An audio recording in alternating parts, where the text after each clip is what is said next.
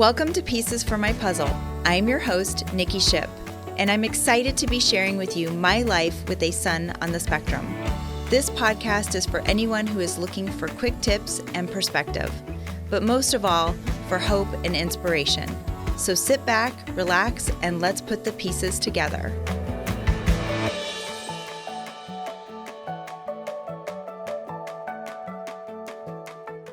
Hello and welcome back to another episode of Pieces for My Puzzle. I'm your host, Nikki Shipp. Thank you so much for joining us today. I am so excited for our guest speaker that we're going to have on the show today. But before I dive in introducing our guest, if you didn't get a chance to listen to our podcast last week with the fabulous Sonia Shand, please do. She gave some wonderful perspective about being an adult woman on the spectrum and what she has endured throughout her life. Such an inspiring story, and she's still carrying on today, inspiring others. So if you didn't get a chance to listen to that episode, please do. I highly encourage it. Today, I'm super excited because I have the author of a book called Warrior Mom on the show today. I want to welcome Tracy. She's a certified integrative health practitioner, speaker, Air Force veteran, and the best-selling author of Warrior Mom, A Mother's Journey in Healing Her Son with Autism. Over the last 15 years, she's become educated in the field of complementary and alternative medicine and has been dedicated to researching various treatments and therapies for individuals with autism spectrum disorder. When her son was diagnosed with autism, doctors told her that he would never live a normal functioning life, and he would always need around-the-clock care. After years of addressing Noah's underlying biological conditions, such as gut issues, nutrient deficiencies, genetic predispositions, and environmental toxins, she was able to regain Noah's speech, motor function, and so much more. He is now 19 years old and has no limitations. He drives, goes to college, and has a great group of friends. And he even debates with his parents on a regular basis. Tracy now travels the U.S. speaking to parents about the endless possibilities for individuals with autism. I am so excited, and so it's such a pleasure to have you on the show. Please welcome Tracy to the show. Thanks for being here, Tracy.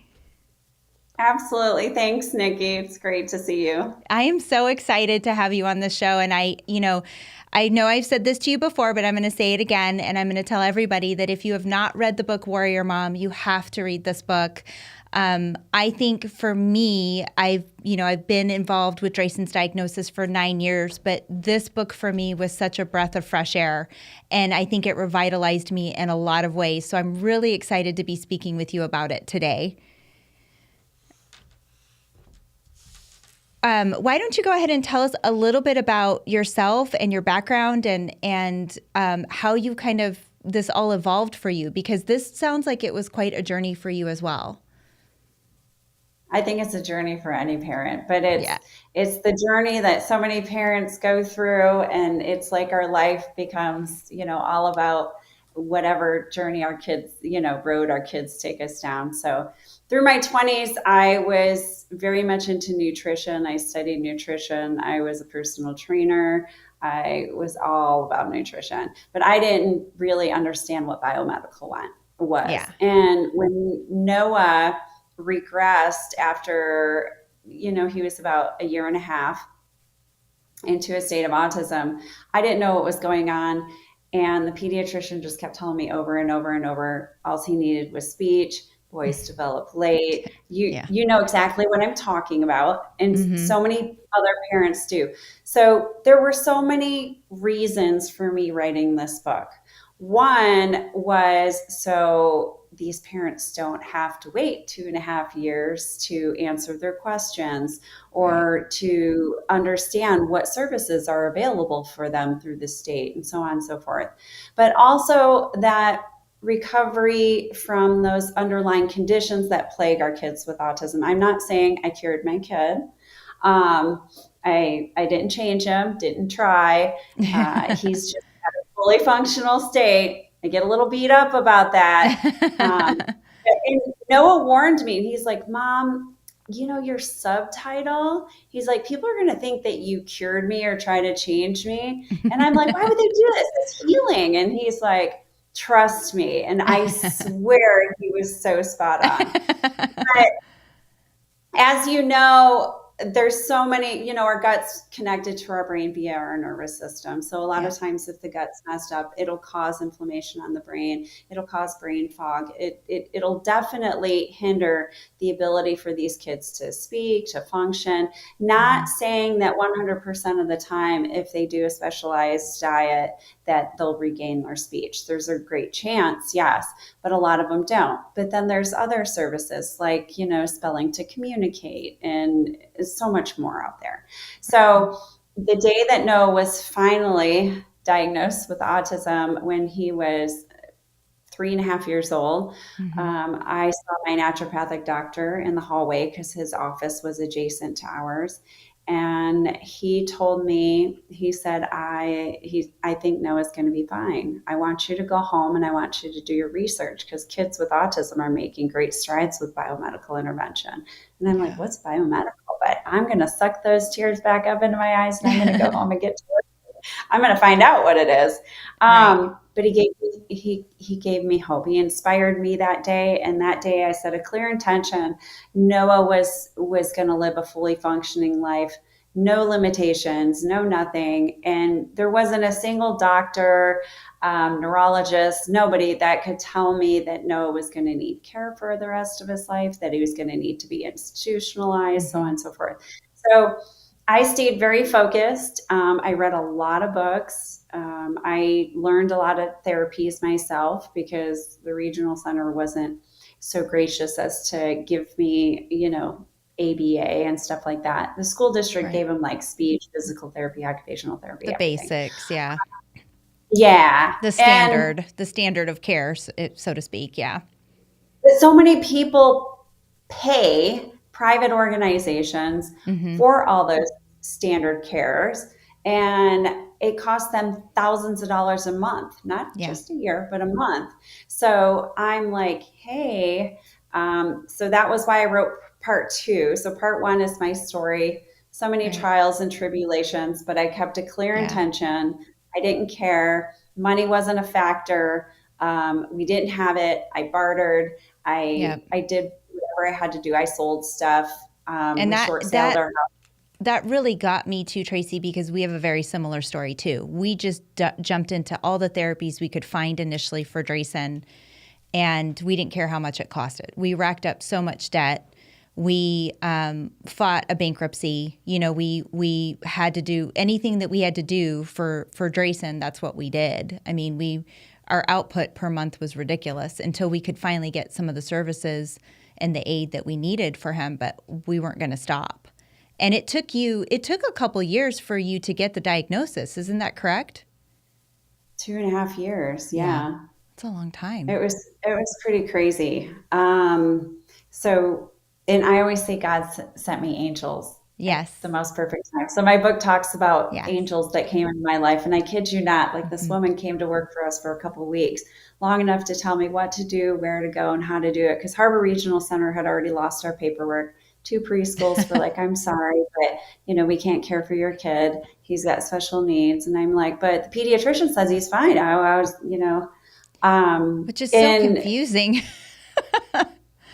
Yeah. So it wasn't until I met her, and she literally worked for us for such a short time and then got me on the right path. And then she's like, I'm sorry, but I really need to go home and be with my son. And I thought I could work full time, but I can't. And our kids went to the same school, preschool, a special needs preschool, and I never saw her again. So it was a very interesting and beautiful story. And then my naturopath being my second angel, because if I didn't see him, and there are no accidents, that day in the hallway where he just turned those tears around and inspired me to be the warrior mom, right? We all like it. I said it, you said you just finished reading the book, and it's funny because at the end of the book, I say there's 3 types of moms. Not moms. There's dads out there too. I got to stop myself. There's warrior dads too. So there's 3 types of warrior parents, right? Yeah. The one is the woe is me, feel sorry for me. My kid's got autism. I want to play the victim. I want to be the important person. me. The Right. second one is like, oh, well, the doctor said that, I need to do this therapy and that, and maybe I'll take gluten out today.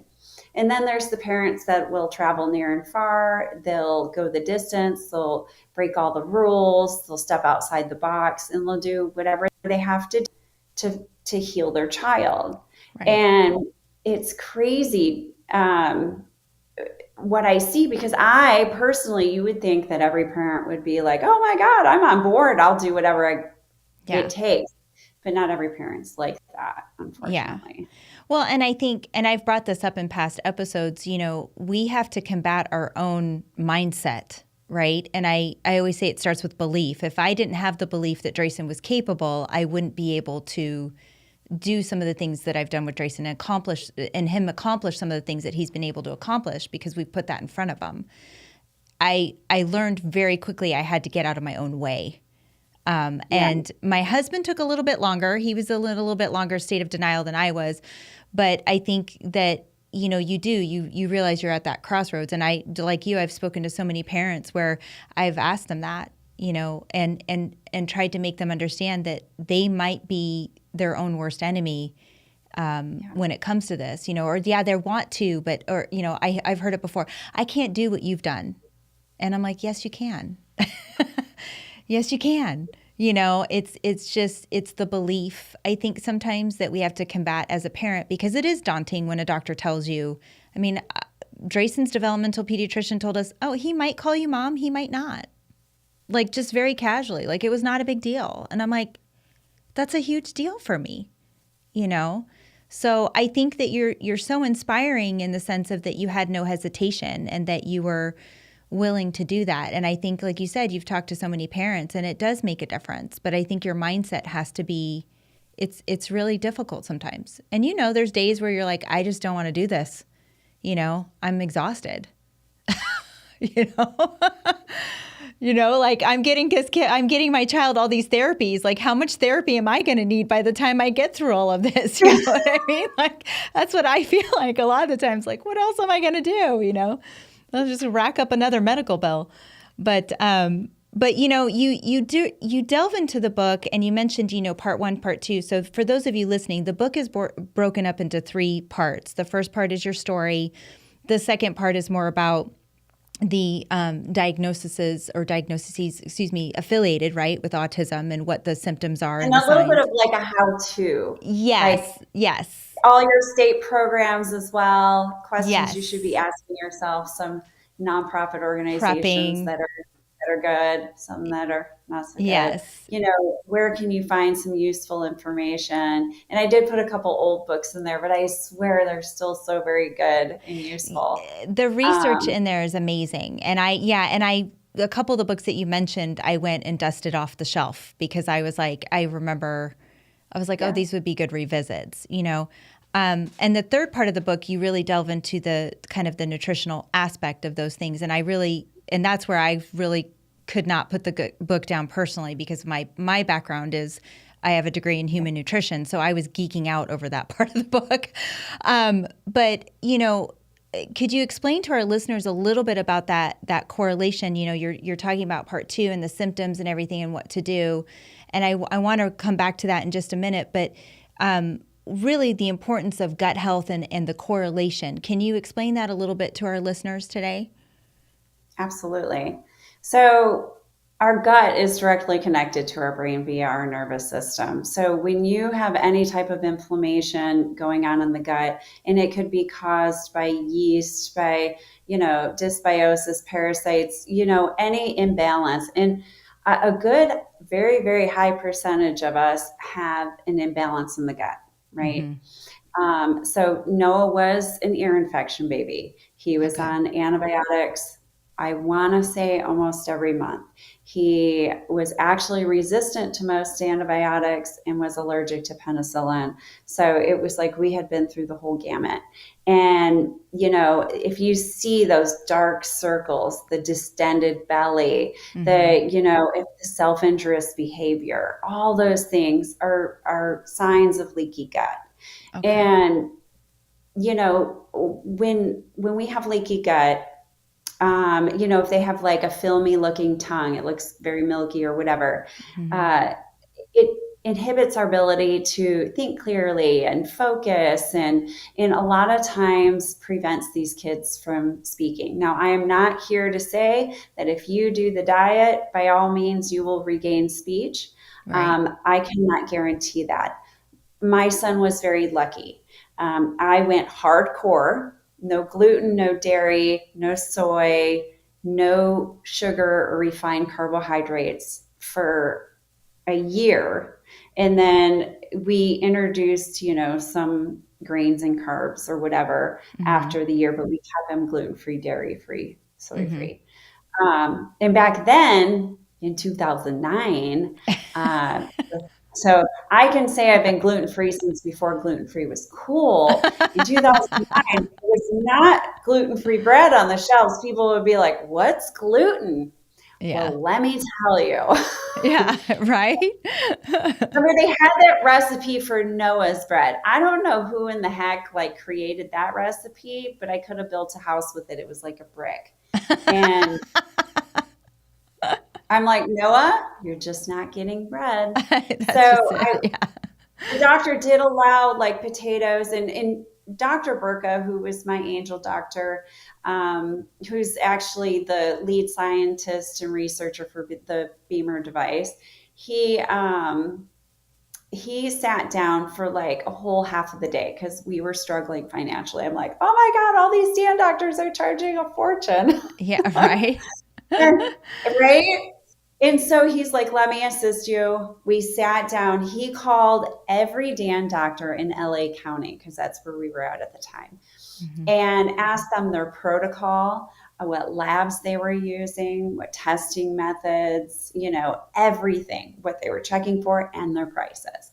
So it came down to one DO, Dr. West, he was like, I think this is your best bet. And she's an osteopathic doctor. He said, I'm really a fan of osteopathic doctors. And even back then, I didn't even know what an osteopathic doctor was. Um, Right. so anyway, I gave her a call. 90% of her clients were kids on the spectrum. Okay. And he did all the tests. He did urine, fecal, blood. The urine was mainly for the heavy metals. The fecal obviously was for like parasites, dysbiosis, yeast, all that stuff. Right. And the blood was for a number of things. Right. So she tested for everything under the sun. So we at least had a baseline. And I always tell parents, so even though it's functional medicine, if you have to pay for that one visit to see a functional medicine doctor, Right. get your baseline. Yeah. And because then, so even as a practitioner now and getting my degree in alternative medicine, it's, as you know, to address anything underlying, we kind of need a baseline. We're not doctors, but we need a Right. baseline to look at. How Yeah. am I going to assist you in the right diet and protocol or whatever if I don't have anything to go off of it? So it's like driving blind, and Right. you Yeah. don't want to. So I work better with people who have underlying conditions. And unfortunately, I had a lot of those underlying conditions myself. So I was suffering from chronic migraines, fibromyalgia, and joint pain, Okay. um, endometriosis, fibroids, cysts. I mean, I had a whole bunch of stuff. Right. And as I went through this with Noah, this protocol, Mm-hmm. I did it myself, and then I started to feel better. I wasn't in pain anymore. So I am very much gluten free and dairy free, Mm-hmm. and soy free. I don't choose not to have soy.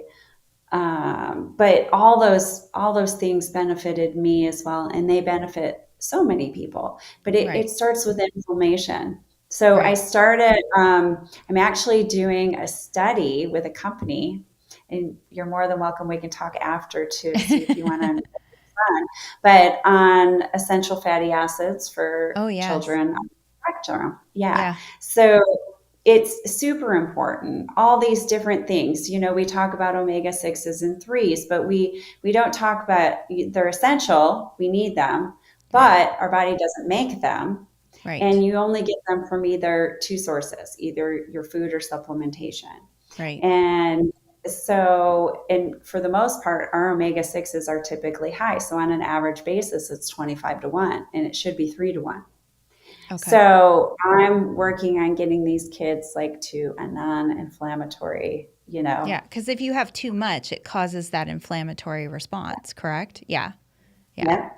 And leaky gut in general, I mean, this was a long, long time ago. I read somewhere in some research article that I was reading that, I mean, leaky gut is a lot of people don't realize that they have it. I think I read some staggering statistic, like 75% of Americans potentially have leaky gut and don't even know that they have it. So, a lot of what you're saying, in relation to autism is going to be hugely beneficial, but this is something that could also help a family if they wanted to implement these types of things, correct?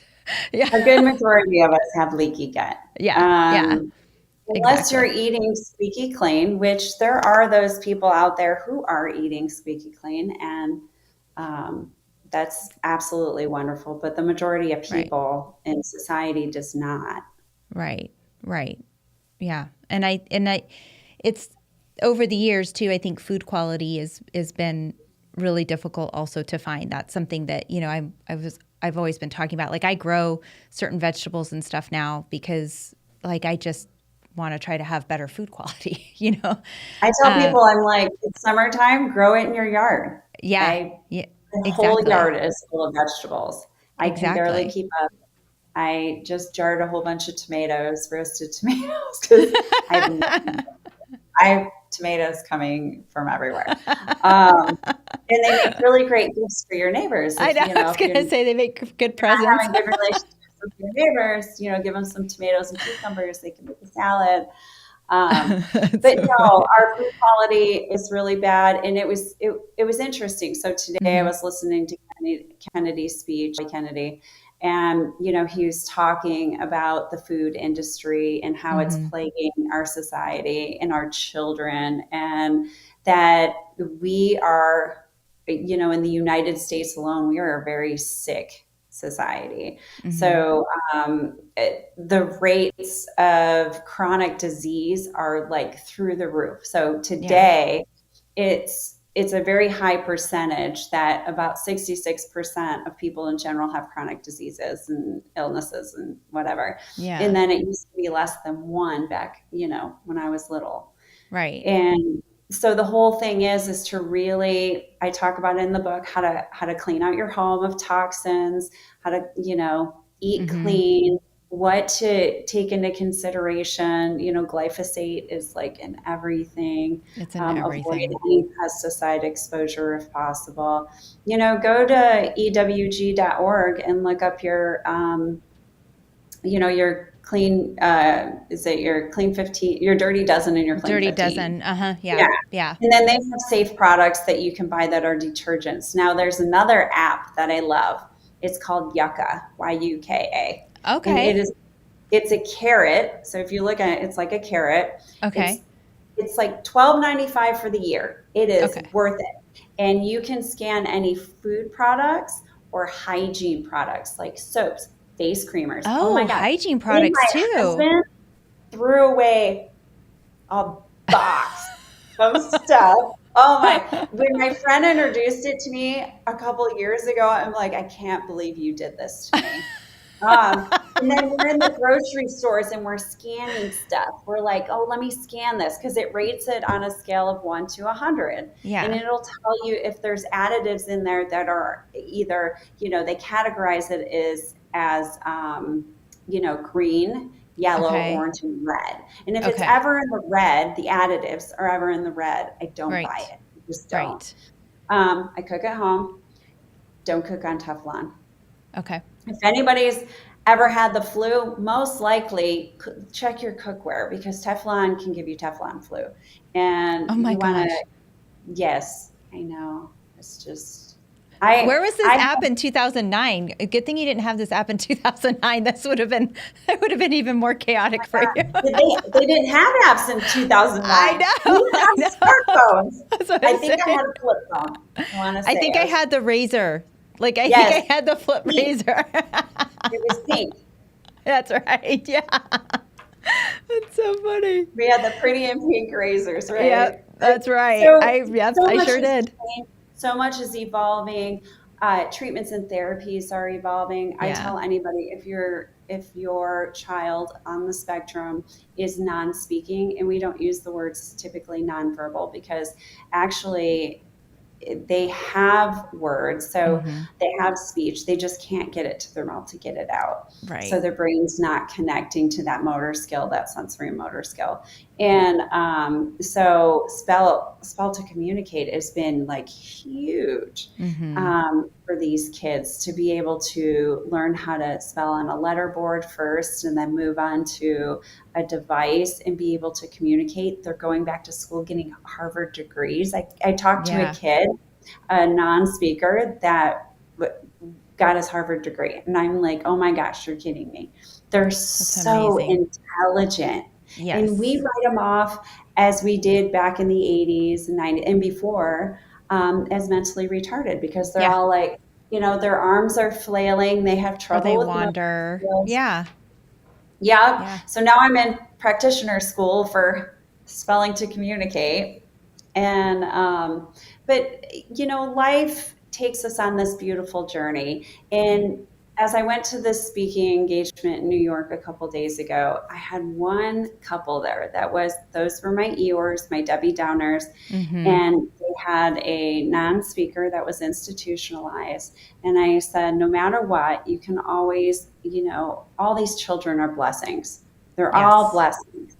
We have this great contract that we made with them before we came here, I believe.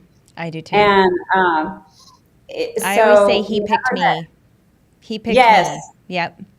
I always say that. I'm so proud of it. I'm like, you too. My kid, as you know, has been my greatest teacher. Yes. People say I teach them. I said, oh my gosh, well, if it wasn't for him, I wouldn't have done anything. I know. But this couple was like, the words came out of the dad's mouth. I don't know how you can think of any of this as a blessing, because it's definitely, he's not been a blessing to me. And I'm like, I said, well, that's sad, first of all. I'm sure that's very sad. That's a very PC answer. I don't know. Good for you, because I don't know if I would have been able to answer that way. And I came from a very loving space. I'm like, it's really sad that you feel that way, because in life, life is not meant to be easy.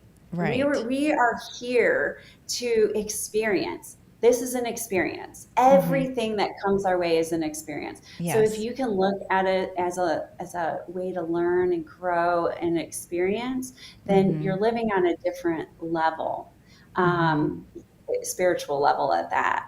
Right. But I said, you know what? I said, and he started like digging into me, and he's like, not every kid, recovers like your kid. And I said, well, first of all, that was a lot of hard work. I said, but you don't know my challenges. You don't, not at all. Right. I'll tell you, the hardest thing isn't having a non-speaking kid that's institutionalized. The hardest thing is losing a child. And I lost a child 2.5 months ago. And I said, you don't ever want to go there. I said, so if you think that my life is perfect because my kid started speaking again, but yet my other, child who suffered from mental illness took his life, maybe you shouldn't judge so quickly. Right. So it's true. And they only see what they see right there. They don't see, and that has also happened to me as well. Like the whole, well, I can't do what you do. Like, oh, well, it worked out for you because of, well, no, you didn't. You have no idea behind the scenes what I've been through or what I've gone through or what I've had to endure or the pain points, right? No one sees that part of it.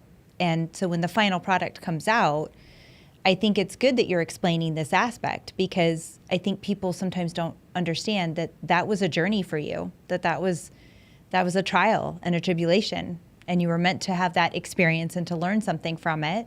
And so was Noah, and you've learned both very freely, very openly, excuse me. And I think that that's very difficult sometimes when people are in that level of thinking, that mode of thinking. And how sad for him, because there are probably are little things that his child is showing that he's going to miss because he's stuck into that mindset, And that's heartbreaking. You know what? If that's the case, go on with your life. Your child's in an institution. Right. I mean, it's not like you're burdened with having to care for them or anything on a daily basis.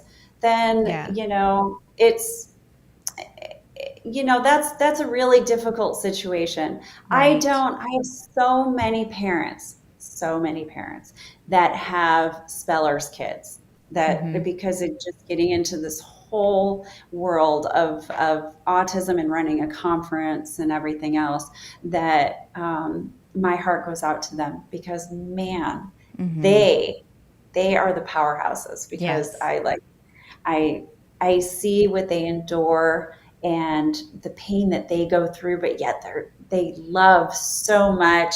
They'll pick up their kids. They'll want, they either have their kids at home and somebody always has to be watching them, or they're in an institution. And when they take them out, it's like, they're all over the place. And you're right. I don't know that sort of pain. Right. But I'm here to inspire. So I'm not here to give the doom and gloom. I'm a solutions girl. Yeah. And I want parents to have hope and solutions and be inspired and everything, which is why I wrote the book, because Noah is 19 years old today. He is fully functioning. He works. He drives. He goes to school. He has a great group of nerdy friends. He still has some like sensory stuff, but he got a job that catered to, he's a Uber Eats driver, so it works for him that he can work whenever he wants, and if he's on overload, he can stop. He doesn't have to deal with like loud. His first job was washing dishes in a cheesecake factory, and oh my God, he called me crying. He's like, "Mom, poor baby, I can't do this." And poor baby. My friend told me, who got him the job, was like, "Listen, I've seen grown, functioning men walk out on that job." So I told Noah, I said, "Listen, I don't expect that you're going to be a dishwasher for the rest of your life. Right? So, do what you got to do." And then he took a little break from school. It was hard for him. He went from being a straight A student to not doing so good in college because it was different structure. And, he has his challenges, but he works through them. Right. I do feel there was a lot of brainwashing and manipulation going on with my kid during COVID times, when he was in high school, if not by, the school itself, but by his peers and whatever. But so much. That's where we have healthy debates. Right. I know we call them healthy conversations. Right. Yeah, we always we're going to sit down and have a healthy conversation. That's what we always say. My husband likes to poke the bear, though. He's like, "Noah." Devil's advocate. Great. He's the instigator. Oh my gosh. Well, I want to kind of delve into, talking about, your son's health, but I want to save that for part 2 of our podcast. So for those of you that are listening, please stay tuned for part 2 of our podcast episode. This concludes our episode for today, but please tune in next week because we're going to continue this conversation with Tracy. I just, I love talking with you, Tracy. I don't think I could ever run out of conversation or conversational pieces to talk with you. So we're going to continue this here for next week. But if you have questions, comments, or even a show topic that you would like to hear about, please feel free to send me an email at info@piecesformypuzzle.com. Don't forget to like and follow us on Facebook and Instagram if you haven't already. And also subscribe to our YouTube channel or check us out on YouTube if you haven't already as well. If you like what you're hearing, please spread the word. It's so important that we spread the word to our community about autism awareness. and also to inspire friends and family helping our autism community. Thanks again for tuning in, and until next time, keep working on your puzzle, and remember, you don't have to have it solved in a day. Take care.